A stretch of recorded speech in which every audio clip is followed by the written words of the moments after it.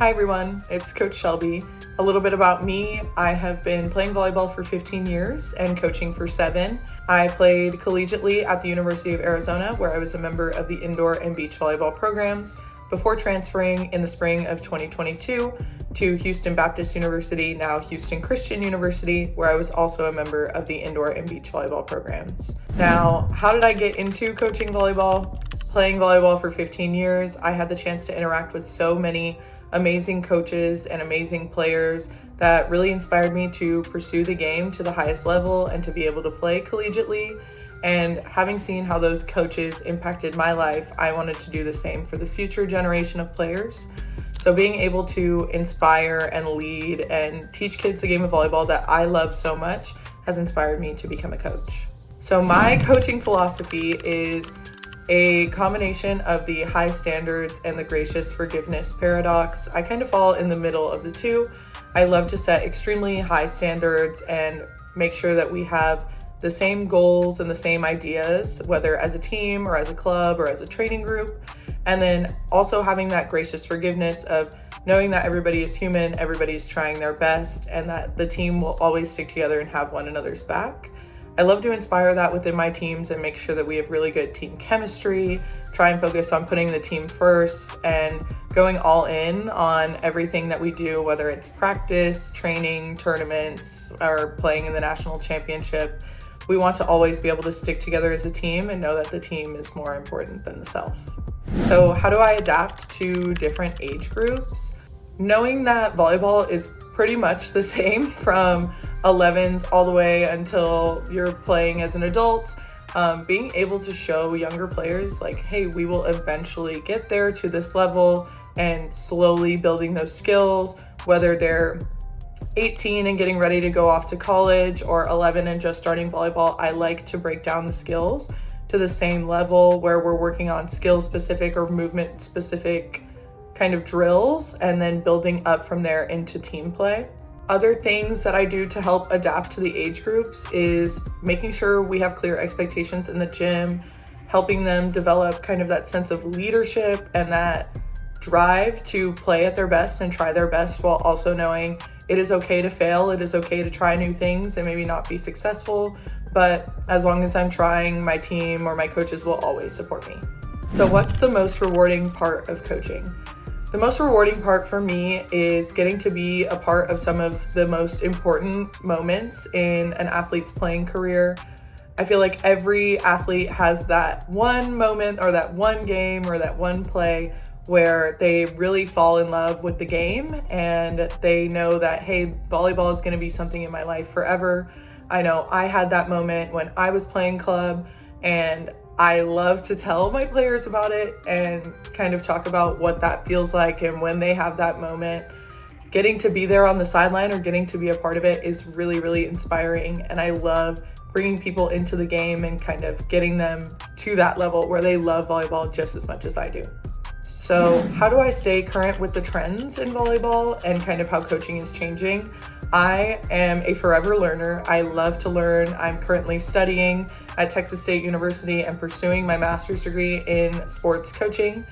And outside of that, I also love to attend coaches clinics and learn from other coaches, whether in the gym here at HVA, through the American Volleyball Coaches Association, or even like high school coaching, where I coach here locally, learning from my colleagues and learning from the people around me and being able to take what they're doing in the gym, kind of adapt it to what my team needs or what my players need or what my clinic program needs is super important. And I feel like I've learned a lot from the people around me.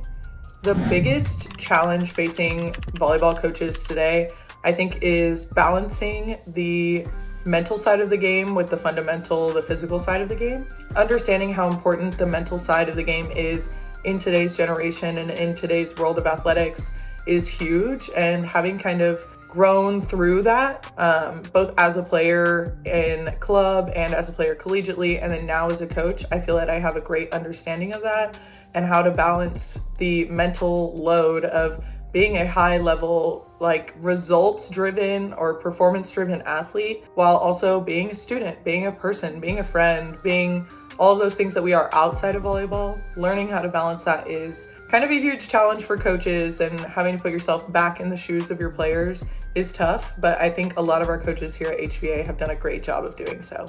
So how do I help my athletes overcome mental barriers?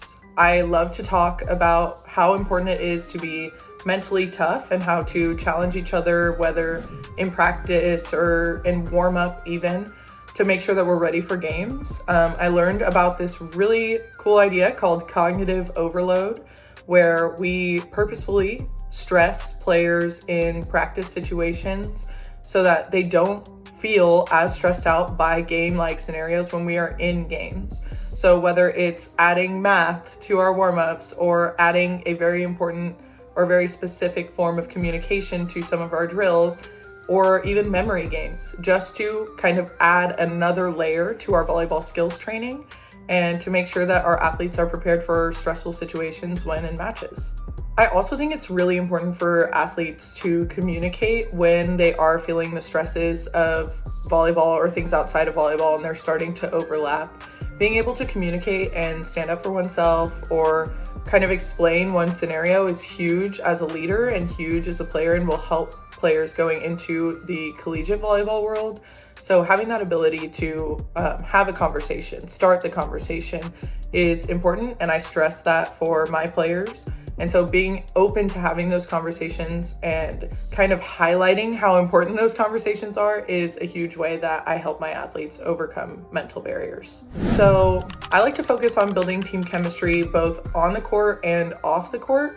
So on the court, I love to challenge my athletes to work together, whether it's switching warm-up partners every day or going in different groups or working outside of their position, making sure that we all learn one another and we get to know the entire team. And then outside of the court, we are pretty much always together during tournament weekends. I call that team time, where the weekend is committed to being a part of the team, sticking with the team, and making sure that our players are well connected. So that's having team dinners together, walking to the convention center together, making sure that when we're in games, we're together, warming up at the same time, wearing the same thing.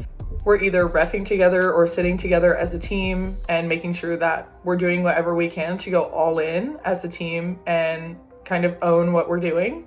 Ownership is a huge thing for me, and that is going to be one of my core focuses for this season, is finding a way to encourage athletes to own their experience and really commit everything that they have, like their time, their focus, their drive, and their energy into the team environment. And how can I make the team better? How is the team going to make me better? What can I do to make this season as beneficial and as fun as possible?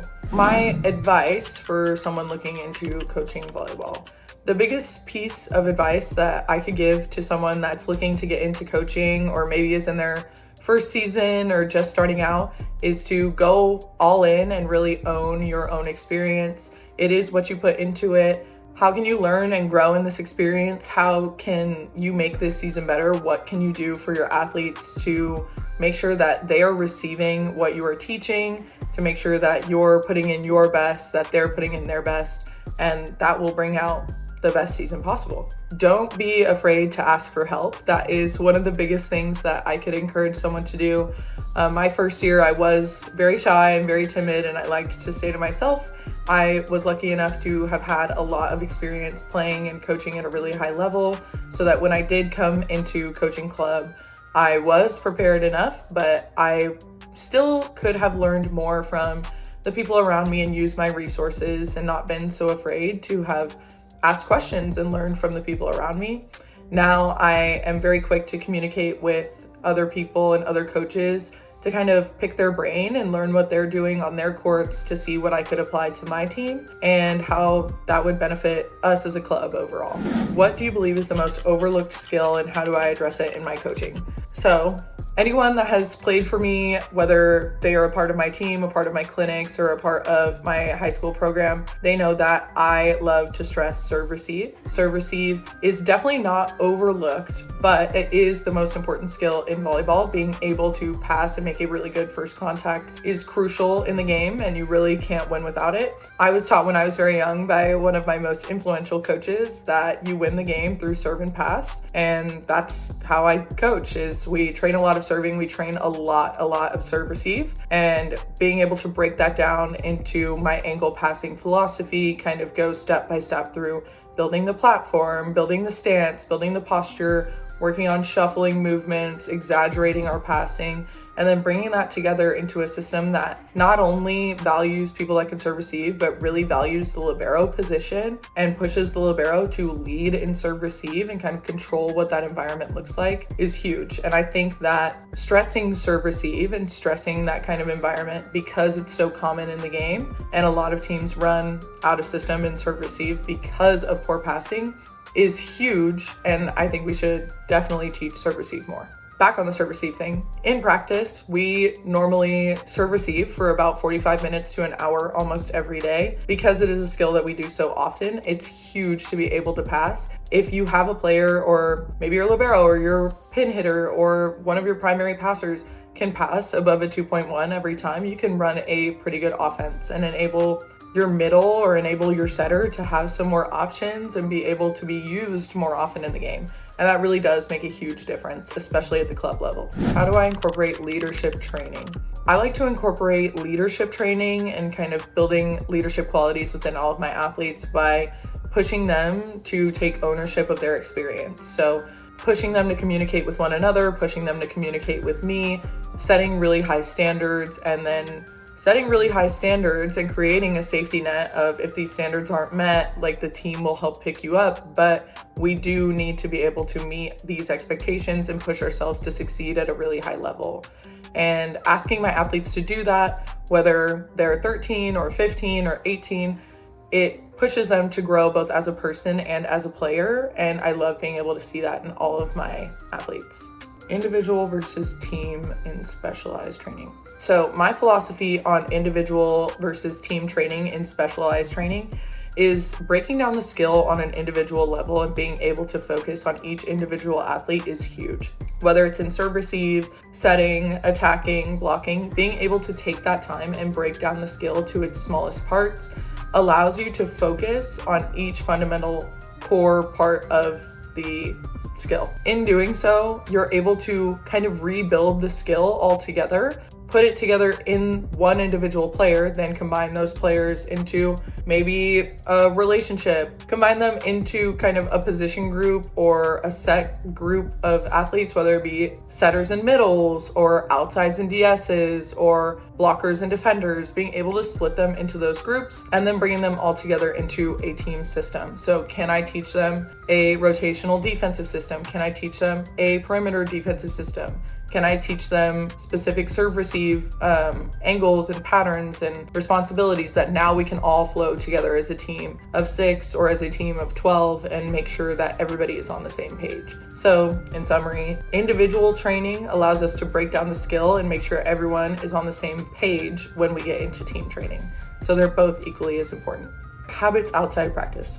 As someone that has played and coached at the collegiate level, both NCAA Division I know how important it is to handle your habits outside of sport. So I love to stress to my athletes the importance of regular strength and conditioning, eating really well, making sure they're living a balanced lifestyle, that they're taking care of their academics outside of volleyball, and then really trying to enjoy the volleyball as well. Knowing how much fun club volleyball can be, how the recruiting process and other aspects of the sport can bring stress, trying to find sort of a balance of that and balancing nutrition, recovery, strength and conditioning, and training all together makes one really well-rounded athlete.